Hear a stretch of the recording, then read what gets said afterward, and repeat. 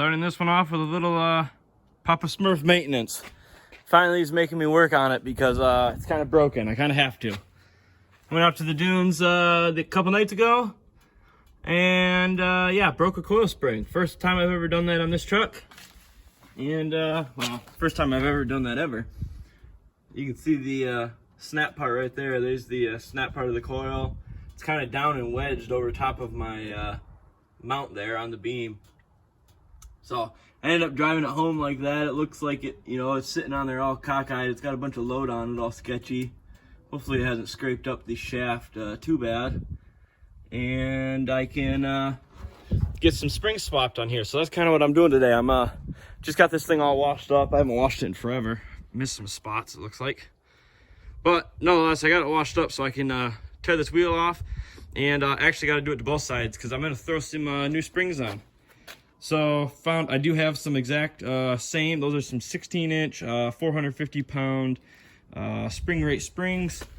And I've got some brand new iBox that I'm going to put on here. So we're going to leave the uppers for now. Eventually, I'm going to want to replace those too because those have been getting run just as long. But for now, I only have the lowers. So I'm going to swap both sides so that way they're even. Both of these springs have been on here the same amount of time. So I figure if I only swap the one side, this side's probably about to break. And being that these are king springs versus iBox, they're going to probably be a little bit different in spring rate actuality. They're probably not perfect matched, where these ones should be a lot closer. So that's kind of what I'm going to get going on. Yeah, we'll jack this thing up and get swapping some springs out. Well, it's a little more stuck than I was hoping. I thought it was just gonna pop off once I got the bottom of the shock free. I got both of the shocks pulled out there. It's just dangling, but the coil has actually wedged itself around the spring retainer plate on the bottom. So still got some load on it. I mean, there's no weight on it. It's just what wedged itself around this other coil spring, and it's bound up right here. So I think I'm gonna get the cutoff wheel out and come in here. This spring's already ruined, so come in here and start making a cut on this thing and relieve the pressure and see if we can get this spring off of here and get a new freshy one on there. Just like that. All better. No more broken coil springs. It's actually the next day now. Got those swapped yesterday. I did end up going out to the dunes and everything's all good again. It didn't end up filming anything. I was running close on time and did it towards the end of the day, but got them on there nonetheless. Brand new lowers. Did the other side as well. Swapped both of them out.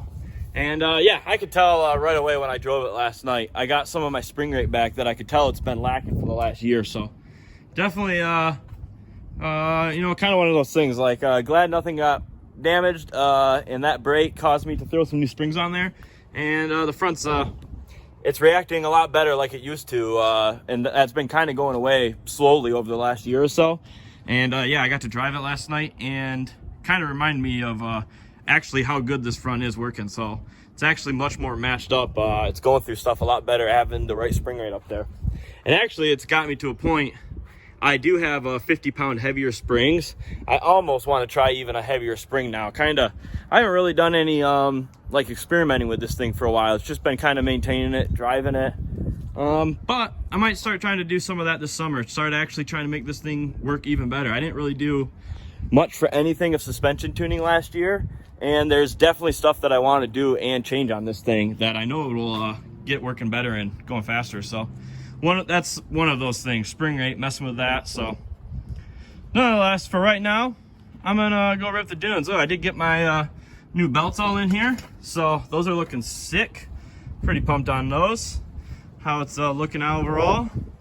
And what else did I do? I don't get work on this thing too much, but I tried doing a little bit of maintenance. I did get one of my spares mounted up. I do still need to get a replacement tire. That thing's blown out. The other thing I did, I've been talking about, if you've known me or seen me out there, I've been having injector issues like since last year. I need to get a new set. But I actually, today, I pulled my fuel filter out and there was some sand in there. It wasn't as bad as what I was expecting, but I kind of wanted to try one last thing before I order some injectors, just to make sure. And you know, I cleaned that thing all out, got it all. It's got a stainless steel mesh screen in there, so I just blew it all out with some air, cleaned it with some acetone, put it all back together. But I did start noticing on my fuel pressure regulator, it was reading 40 psi. I fired it up and I was looking at it and I was like, oh, that's kind of weird. And so then I got an Allen out and I started messing with it. Well, then the gauge, I don't know, it's all screwed up. It's not reading right. But I did nonetheless start thinking, and it was like, well, maybe the issues I've been having is I'm just running out of fuel, actually. So I actually ran that screw in more, and I'm kind of getting ready to go out to the dunes to test it now. So I actually think, add to my parts list, I think my regulator is no good. It's actually, I can hear when it runs, it's idling a lot better. And I just did a little cruise, and it feels a lot better. It feels like it's getting fuel like it should again. So now I'm, right now my mind's rethinking my fuel issue problems, and I'm kind of, headed out to the dunes to kind of diagnose a little bit what's really going on. So I definitely have an issue going on somewhere, because actually, so now it's running better. It feels better. It feels like it should. It's running like it should. But now my gauge is reading like 20 psi, and it's like it drops to 0, and then it will kick back up. And I don't think it's working right, but I'm gonna go take it for a rip. And even though the gauge isn't reading right, I think my fuel pressure might have been a little too low. Either it got turned down at some point, or just that regulator, I don't know, something, the valving in it is restricting flow where it didn't used to. You know, I don't know. I got all sorts of different ideas and thoughts on what it could be, but you know, right now I need to go test. I ran the screw in quite a bit to raise the pressure. I can't really tell what it's at right now. I don't have an external gauge to put anywhere on the rail. But my theory is if I go out there and it rips and it fires all 8 injectors and doesn't miss, it must be better. So that's what we're gonna go test.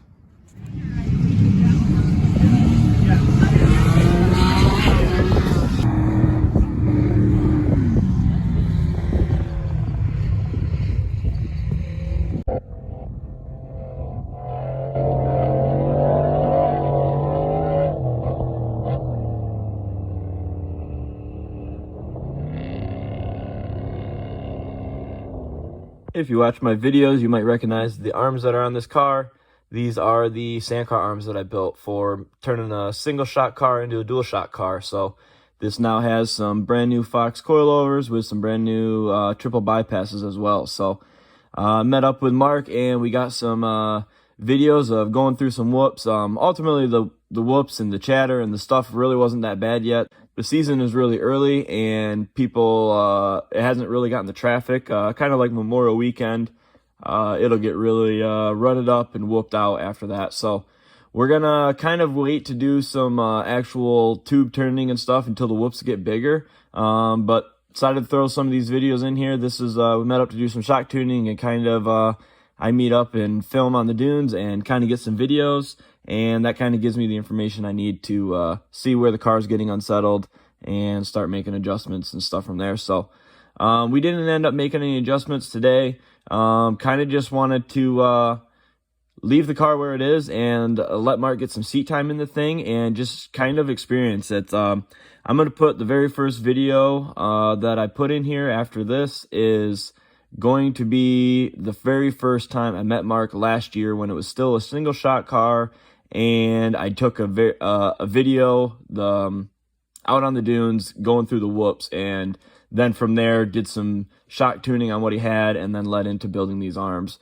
And now to these videos, and we'll do a little bit more fine tuning yet this summer and get this car even more dialed in. So here's some videos of a twin turboed rear engine sandrail ripping on Silver Lake.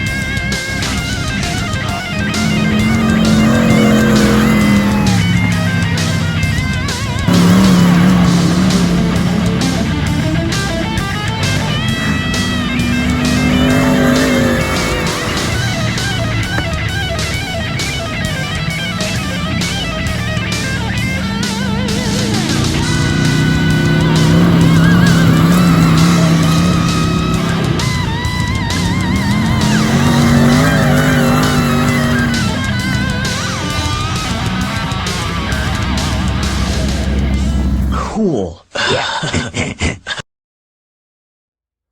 All right, one last look at some Chevy A-arm stuff. Got my utensils out. We're gonna start cutting in here. We're gonna get this thing ready for some beams. Currently, I've been working on the truggy quite a bit, trying to get that thing done up, and I'm waiting on some sheet metal. I ran out of some stuff I needed, so I got some stuff ordered, and I figured while I'm waiting on that, why don't we jump on this thing for a couple days.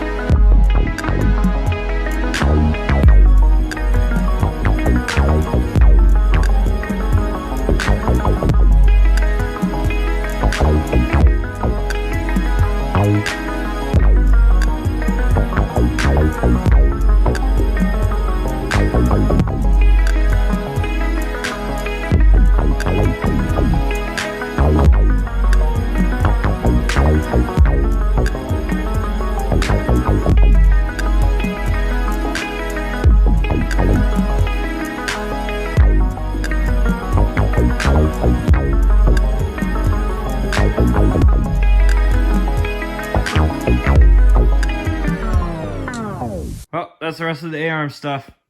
Got everything cut off the frame there. Kind of took a minute to clean. You can kind of see where I stopped cleaning my floor with my shop vac. This whole thing was just like pure cut off wheel grinding dust. I have a little bit more to finish. There's like the piece of an upper A-arm mount right there. So I gotta grind like the top sides of the frame yet. And then, yeah, the plates that I had showed in the beginning of this video, they were covering up some factory holes. So, now we're ready on this thing. It's ground for the most part. I got to trim up, the motor mount and that upper mount, clean up the frame a little bit more. But, kind of took a break and got my shop cleaned up. So that's kind of where we're at on that. A little bit more, one more day with the grinder, and we will have that thing all cleaned up. And we'll draw some plates up on CAD for some overlays, and we'll cover all that back up. It probably won't be one full plate. It'll either be 2 or 3, I'm thinking, after looking at it. So we'll get something drawn up on there. But for now, we are going to jump back to this project. Because like I said, we were waiting on some sheet metal, and that came in. So we are going to jump on this thing and see if I can get this knocked out. And then when I come back to this, we'll be ready for plating the frame and getting beam stuff going. So I've been working on drawing up some beam parts, getting pretty close, ready to start firing up the table and burning that stuff out. So before we do that, I really want to get this project wrapped up and get it finished. So we have everything here now to finish it, and that's kind of what we're going to do, get back on it. I got to finish, figured I'd kind of show a video before I'm getting ready to take this out to my scrap pile. There's all the cutoff wheels, 2 saw blades. It's kind of what it took to get all that stuff cut out of there. There's the a cross member, a factory cross member that was holding the rack. Here is where the stock rack was bolted to. So got all that out of our way, the tube stuff out of our way, all the plates that were overlaying, all sorts of little tidbits I had to cut. We'll get that cleaned up and out of here, and then we're jumping right back on this thing. So I got This tube, I had just tacked it in last time I was working on it, so we got to finish welding that up. And I had already made some, I got to finish making that. Some plates for either side for the floor. So we'll finish that off. And now we'll be on to finishing in our little firewall area. Oh, yep, see, it wasn't welded in. I knocked it off. But, yeah, you get the idea. I guess we'll get busy. We'll weld that in so I don't knock that off anymore.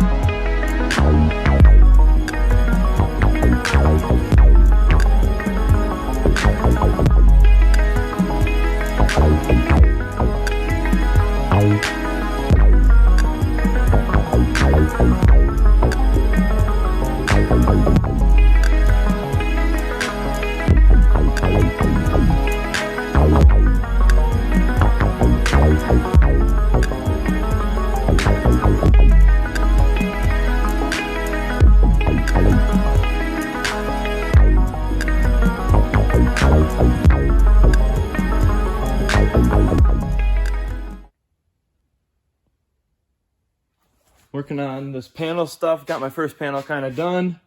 Well, actually, no, not done. I got some circles all drawn in here. I gotta start drilling that stuff out now. I'm gonna, instead of welding in, I've welded in the floor and the center console stuff so far, and then that piece. But for the remaining firewall pieces, I'm gonna make them removable. So that's what I'm getting set up for, is using some Zeus tabs. I'm gonna get these welded to the tubes and make these panels removable. So I got the last floor piece welded in on each side. So the floor is all the way in, and now I'm just working on this firewall stuff. So this piece is steel. I ended up, it's just a plain piece with a break. I didn't do any bead rolled stuff in here because I do got to come here in through this panel with the steering column. And yeah, I didn't want to do anything bead rolled in there, just not knowing where that's going to go right now. So just did a simple break on it. And now the reason I did steel versus aluminum on that, and I'm also going to do steel on this panel. And I think potentially I'm going to do steel for this panel, and then the rest of them will be aluminum, the side, and then these ones will be aluminum, and then the rear one will be aluminum. And mainly because this tire is right here, and it's going to be we have rocks and sticks in our dunes, and it's inevitable that this stuff is going to take dents from rocks coming off this tire. So I think the steel is going to hold up a little longer.